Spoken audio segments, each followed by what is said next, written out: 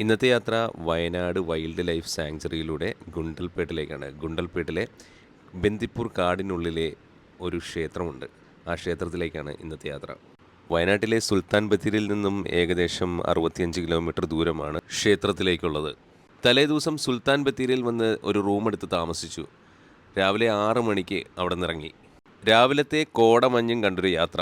സുൽത്താൻ ബത്തേരിയിൽ എത്തിക്കഴിഞ്ഞാൽ വളരെ തുച്ഛമായിട്ടുള്ള റേറ്റിൽ നമുക്ക് റൂം ലഭിക്കുന്നതാണ്. സുൽത്താൻ ബത്തേരി കഴിഞ്ഞ് ഫോറസ്റ്റിനുള്ളിലേക്ക് കടന്നു കഴിയുമ്പോൾ പിന്നെ അങ്ങോട്ട് വേറൊരു ലോകത്തേക്ക് കടക്കുന്ന പോലെയാണ്.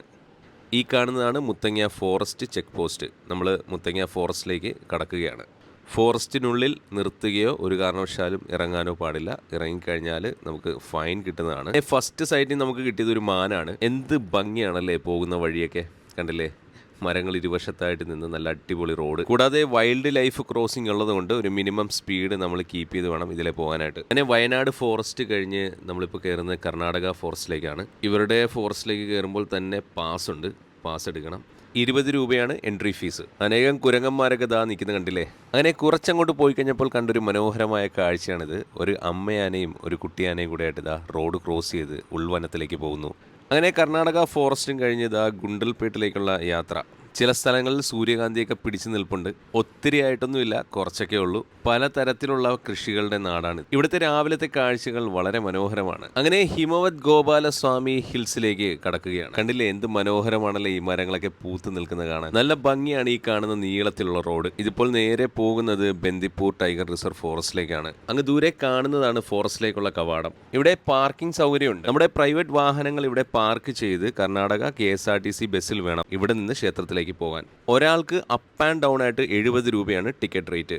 മിനിറ്റുകളുടെ വ്യത്യാസത്തിലാണ് ഇവിടെ ബസ്സുകൾ വന്നു പോകുന്നത്. പിന്നെ ഒരു കാര്യം ശ്രദ്ധിക്കേണ്ടത്, കയ്യിൽ ഒരു കുപ്പി വെള്ളമെങ്കിലും എടുത്തിരിക്കുക.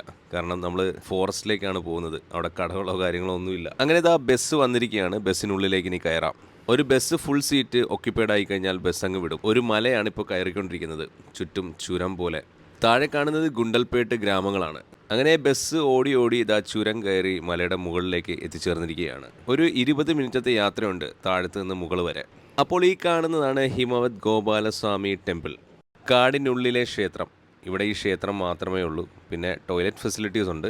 ക്ഷേത്രത്തിന് ചുറ്റും കാടായതുകൊണ്ട് ഇവിടെ ക്ഷേത്രത്തിന് തൊട്ട് പുറത്തായിട്ട് നിന്ന് കഴിഞ്ഞാൽ നമുക്ക് വന്യമൃഗങ്ങളെയൊക്കെ ചിലപ്പോൾ കാണാം. ഇവരൊക്കെ ഇതേ ഈ നോക്കി നിൽക്കുന്നത് കാട്ടിലേക്കാണ്. അവിടെ കുറച്ച് മാൻകൂട്ടം നിൽപ്പുണ്ട്.